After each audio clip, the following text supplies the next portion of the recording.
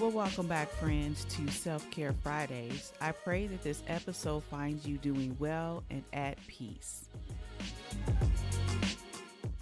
In today's episode, we will be unpacking authenticity and what that means about us. Stay tuned and enjoy. Hey, friends, so when you hear the word authentic, what do you think about? Do you think about the word real? Do you think about the word original or genuine? I sometimes think about antiques, how when you take something to get authenticated, and once they assess that it's not a duplicate, but that it's an original, then the value of that particular item increases and soars.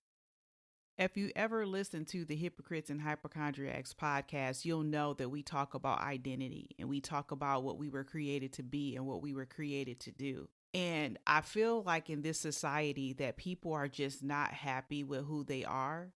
And I think that it's healthy to be able to reflect and look at yourself and want to be better. I was just reading on Facebook, a friend put a post out there that talked about a particular family who had gotten so much plastic surgery that they needed a new social security number. And that was comical. There's a statement that says that everybody was born an original, but most people die copies. And if you listen to our last episode of the Self-Care Friday, where I talked about the shirt that says she can't be stopped and how wearing that shirt forced me to think differently about myself. And at the time, I wasn't ready to put on that shirt because I didn't feel like I represented what that shirt was about. So sometimes we find people putting things on themselves. We find people enhancing things. We find people portraying a certain type of lifestyle on social media. And all of it is for acceptance. Everybody wants to be loved and everybody wants to be accepted. Everybody wants to feel like they're valuable and feel like they're enough. And when you look at the word authenticity, when something is real and who they truly are, it's most valuable. And we have to learn that in life is that we have to see ourselves for ourselves. I can remember looking at photos because I believe that I show up fat, black, and greasy in all of my photos. It doesn't matter. And when I say that, sometimes that makes people feel uncomfortable. But try being me and looking at your picture. But I can remember looking at a photo of mine and my mom would respond when I would complain or scoff about how it looked. She would say, "That's you."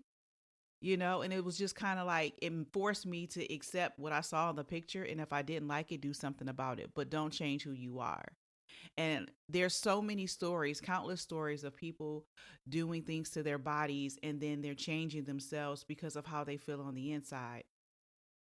Have you ever heard the statement, do not make permanent decisions based off of temporary feelings? Friends, true change happens from the inside out. Now, I'm not advocating or bashing plastic surgery or what people do to their bodies. I'm just saying that sometimes what we do outwardly is a reflection. I shouldn't even say sometimes, all the time, what we do is a reflection of what we feel on the inside.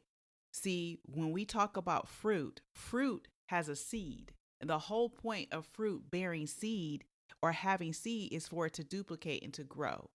And that'll preach by itself. But what I'm saying is that there may have been seeds that were planted on the inside of people from someone years ago telling them that they were ugly or telling them that they weren't enough. If they had a teacher, I mean, think about how many celebrities you have heard tell their testimony and talk about how this counselor said this to me. I think it was Michelle Obama talked about a counselor. Steve Harvey talked about a teacher. Like there's so many people who have had experiences with people who were supposed to love and support us, who was supposed to lift us up and undergird us, and they did not. They put us down, and then we carried that into our future. If you have experienced some type of pain or some type of hurt or some type of tragedy that has affected you from the inside out, and because of those things that were said or what you have experienced, it has changed the way that you see yourself. I say, let's renew your mind today. And that's why it's so important to know who we are and to know that we were created with purpose, on purpose. And sometimes that gets jaded and sometimes that gets convoluted through life. Because remember, we have a paradigm. And what is your paradigm? Your paradigm is made up of life experiences. I see paradigm as your glasses, it's how you view the world. So if you grew up seeing your mom and your dad argue, then what are you going to do when you get into your relationship with your husband or your spouse? What are you going to do when you've seen that behavior reflected your whole life? You can't tell me that what we see and what we hear, it doesn't plant a seed in us. And sometimes there's things that are so deep down. I had a friend who said she just was having kind of a negative relationship with her husband, and she just kind of was doing some self-reflection, and she wanted to know, where did that come from? She was crying out to God, and she was like, where did that come from? Why am I this way? Why do this anger rise up in me? What is that from? And she said that the Lord brought her all the way back to when she was a little girl and she was sitting in a room watching her mom and dad fight. And he took her back to that moment. And from that point on, she was different, but she had to go back and find the moment and see that what happened to her when she was a little girl, what she witnessed with her mom and dad, it was a reality. It was the truth, but it's not something that she needs to bring to her family and her relationship with her husband, because she has kids who will see the same thing and it'll continue to duplicate itself. And so we have to go back and do some self-reflection. We have to make sure that the decisions that we're making, that they're whole and they're right decisions. And that's why we have to renew our mind daily. That's why we have to watch what we see, watch what we hear, and protect ourselves from those things that may penetrate us. We have to do a daily self reflection and research those things that we allow in ourselves. There's things that when we were young, we didn't have a defense mechanism. We didn't know. And I'm not saying to go dredge up negativity, but what I'm saying is that if we renew our mind every day, remember what I said in our previous episode about Dr. Carolyn Leaf's work and how negative thoughts show up in our brain as a burnt forest. And there's nothing that we can do other than replacing it with a positive thought that can replace those negative thoughts, because they will stay there forever. She literally says that it shows up on a scan in your brain as burnt trees, something that looks like a burnt tree.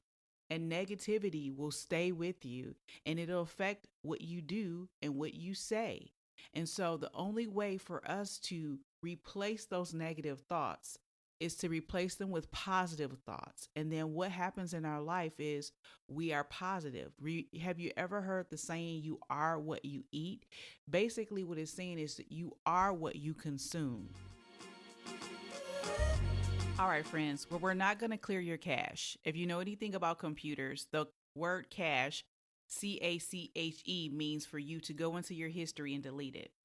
And I don't think that it's necessary for you to delete your history. Remember what I said about your paradigm. Your paradigm is made up of your life experiences. But also remember my friend. She went way back to when she was a little girl and she remembered a situation that happened. And that situation and the knowledge of that situation helped her to understand what was happening in her current life. And then it helped her to better her future.